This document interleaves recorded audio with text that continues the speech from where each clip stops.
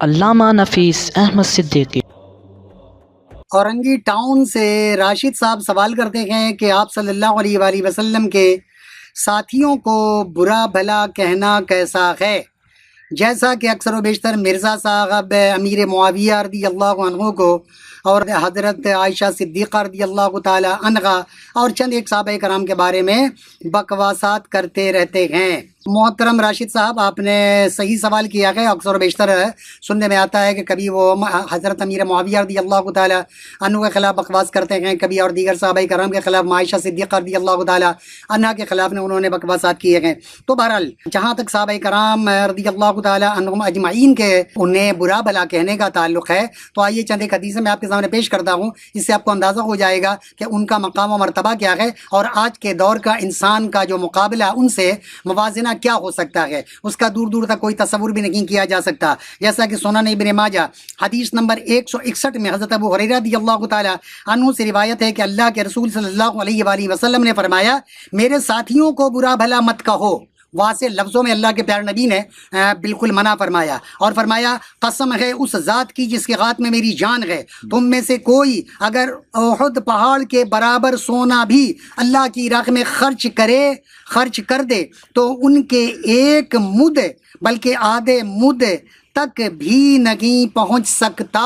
یعنی وہ سونے کا پہاڑ بھی، احد پہاڑ جتنا بڑا سونے کا پہاڑ بھی خرچ کر دے تو باوجود اس کے ایک مد یعنی چند کیلو گندم اور چند کیلو چاول یا جو بھی ہے اس وقت کا رائج ہے، یہ ایک اس وقت کا پیمانہ ہے چند کیلو کا۔ اب اس کے برابر اگر وہ لوگ جو خیرات کر دیں اور آج کے دور کا انسان سونے کا پہاڑ خیرات کر دے اللہ کی راہ میں، تو بھی ان کا مقابلہ نہیں کر سکتا۔ تو آج کے دور کا اگر کوئی بدبخت ان کی شان میں گستاخیاں کر رہا ہے اور یہ بکواسات کر رہا ہے کہ جناب والا ان کو ایسا نہیں کرنا چاہیے، ان کو ویسا نہیں کرنا چاہیے، انہوں نے فلاں جگہ یہ غلطی کی ہے، ہو سکتا ہے کہ کوئی اس جیسا بدبخت ہے یہ دلیل دے کہ جناب والا انہوں نے جو کام کیا ہے، جو غلطی کی ہے ان کے سمجھ کے مطابق، تو اس کی غلطیوں کی نشاندہی کی جا رہی ہے، انہوں نے الگ سے کوئی برا بھلا تو نہیں کہہ رکھے گئے۔ تو میں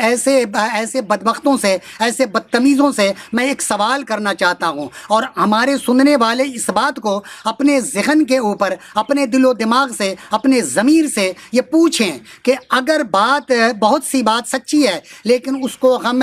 برسرے محفل بیان نہیں کر سکتے، جائے کہ صحابہ کرام کی باتوں کو اپنی طرف سے لگا بجا کر ان کے خلاف بکواسات کرنا، اگر بات کوئی سچی بھی ہے تو بھی اپنے بڑوں کی باتوں کو اپنی نجی محفل میں لا کر، ایک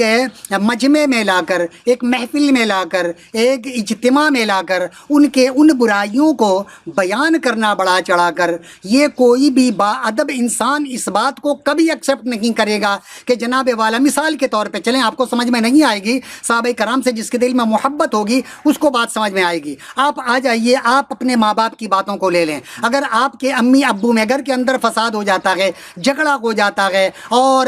ایک دوسرے سے علیحدگی ہو جاتی ہے اور اس میں قصور آپ سمجھتے ہیں کہ آپ کی اماں کا قصور ہے، ان کی غلطی کی وجہ سے ان دونوں میں علیحدگی ہوئی ہے، تو کیا کوئی بھی ایک با ادب بچہ اپنے پروگرام میں لا کر، اپنے اسٹیج پہ آ کر اپنی ماں کی غلطیوں کو بیان کرے گا کہ میرے ماں باپ کے درمیان جو علیحدگی ہوئی ہے پہلے اسی کو چھپانے کی کوشش کرے گا؟ اور اگر یہ لوگوں کے سامنے اظہار ہو جائے اور لوگ پوچھیں کہ بتائیں کہ آپ کے ماں باپ کے درمیان جو علیحدگی ہوئی ہے یا جو آپس میں جھگڑا ہوا ہے، اس جھگڑے میں قصور کس کا تھا، تو آپ کیا کہیں گے کہ اس معاملے میں میری ماں قصوروار ہے، میری ماں نے ایسا کیا، میری ماں نے ویسا کیا؟ کیا محفل میں آ کر کوئی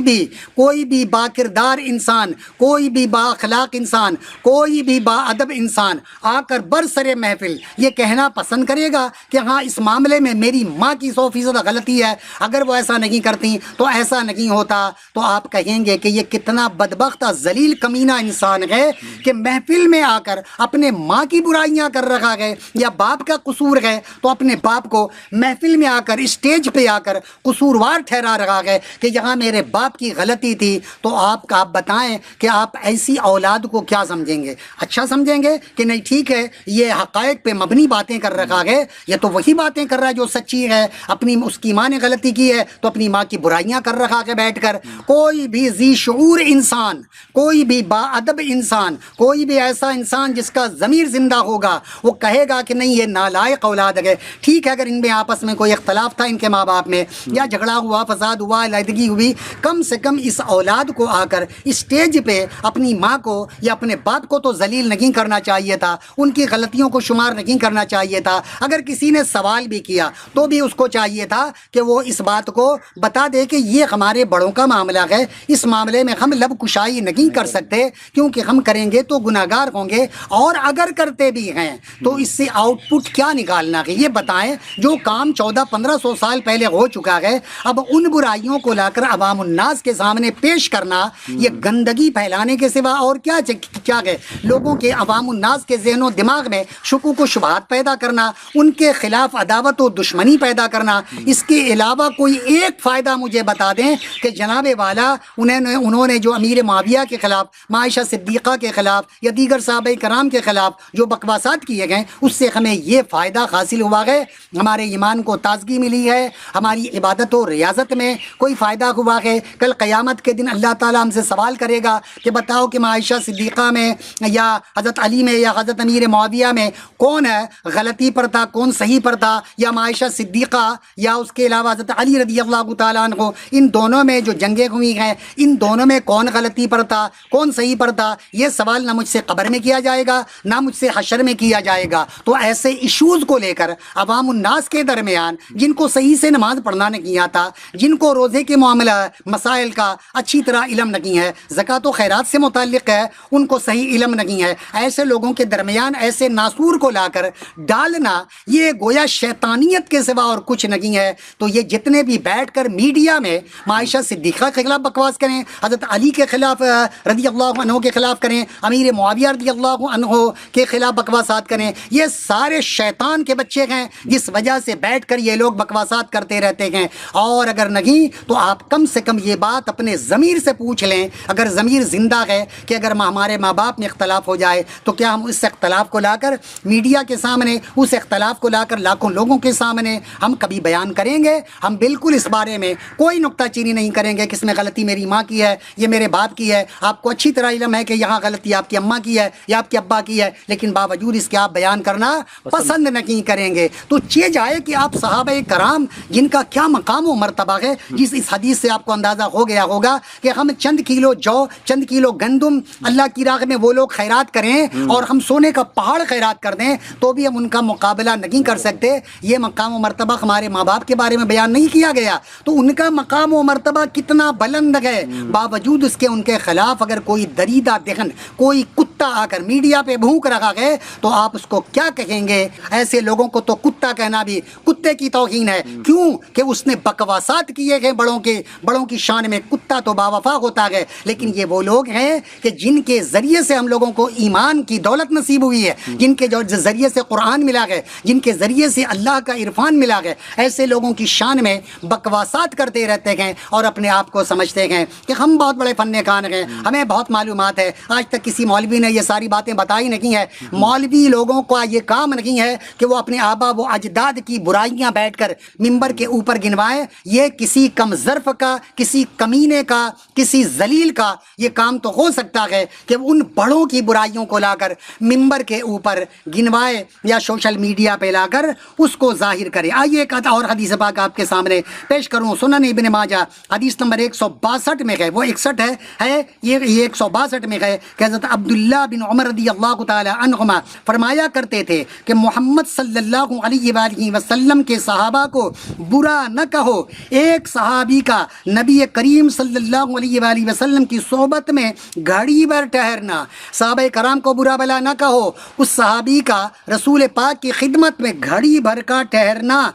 تم میں سے کسی کی زندگی بھر کے عملوں سے بہتر ہے. اب ذرا غور کریں کہ ہم اگر 50 سال تک عبادت و ریاضت کرتے رہیں ان پاک ہستیوں کا کہ جن کو ہم صحابہ کرام کے نام سے یاد کرتے ہیں کہ جو ایمان لائے رسول پاک کے ظاہری زندگی میں اور اسی ایمان پر ان کا خاتمہ ہوا، وہ صحابہ کرام کے بارے میں کہ ان کے بارے میں ہے کہ وہ جو ایک گھڑی رسول پاک کی خدمت میں انہوں نے گزاری ہے، ان کا ایک گھڑی گزارنا ہماری پوری زندگی کی عبادت و ریاضت صورت ایک طرف ہے اور ان کا ایک گھڑی گزارنا وہ ایک طرف ہے. ہم ان کا مقابلہ نہیں کر سکتے. اور کہاں چند کلو جوار اور گندم وہ اللہ کی راہ میں خیرات کریں اور ہم سونے کا پہاڑ خیرات کر دیں تو بھی ہم ان کا مقابلہ نہیں کر سکتے. اب ایسی شخصیتوں کے بارے میں اس 1400-1500 سال کے بعد آنے والا کوئی کمظرف بکواسات کر رہا ہوتا ہے تو آپ سمجھ لیں کہ یہ ذلیل انسان ہے کہ جو اپنے بڑوں کی برائیاں آ کر ممبر کے اوپر بیان کر رہا ہے. ہاں اس سے اگر کوئی آؤٹ پٹ حاصل ہوتا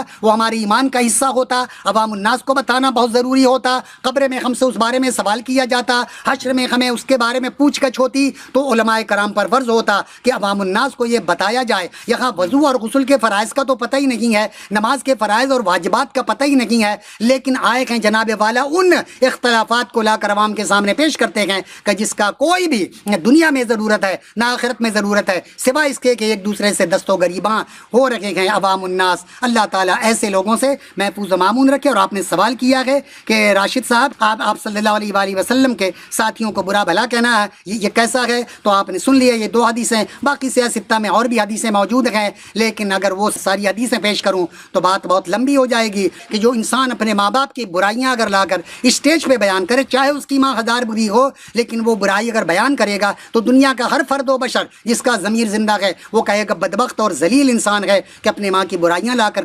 عوام الناس کے سامنے پیش کر رہا ہے. اگر اس کا باپ شرابی ہے, شراب پیتا ہے, زنا کرتا ہے, تو کیا اسٹیج میں آ کر کہے گا, لوگ کہیں گے ہاں کہ جناب یہ تو سچی بات کر رہا ہے, اس کا باپ شراب پیتا تھا اس لیے آ کے اپنے باپ کو شرابی گردان رہا ہے. ہر ذی شعور انسان یہ کہے گا کہ جناب یہ غلط کر رہا ہے. ٹھیک ہے اس کا باپ شرابی رہا ہے, اس کا باپ زانی ہے, لیکن اپنے باپ کی برائیوں کو لا کر اسٹیج پہ نہیں کرنا چاہیے. میرے بزرگ اور دوستو, اب اسی پر قیاس کرتے ہوئے آپ ان تمام بدبخت مولویوں کو سمجھ لیں کہ جو لوگ لا کر بڑوں کی برائیاں اسٹیج پہ آ کر بیان کرتے ہیں اور سوشل میڈیا پہ بیٹھ کر اور بند کمرے میں بیٹھ کر لوگوں کو گمراہ کر رکھے ہوتے ہیں. اللہ تعالی ہم لوگوں کو ایسے لوگوں کے فتنے سے محفوظ و معمون رکھے اور اپنے ایمان کی حفاظت کرنے کی توفیق دے. وما علینا الا البلاغ المبین. طلب العلم فریضۃ علی کل مسلم. علم کا حاصل کرنا ہر مسلمان مرد عورت پر فرض ہے.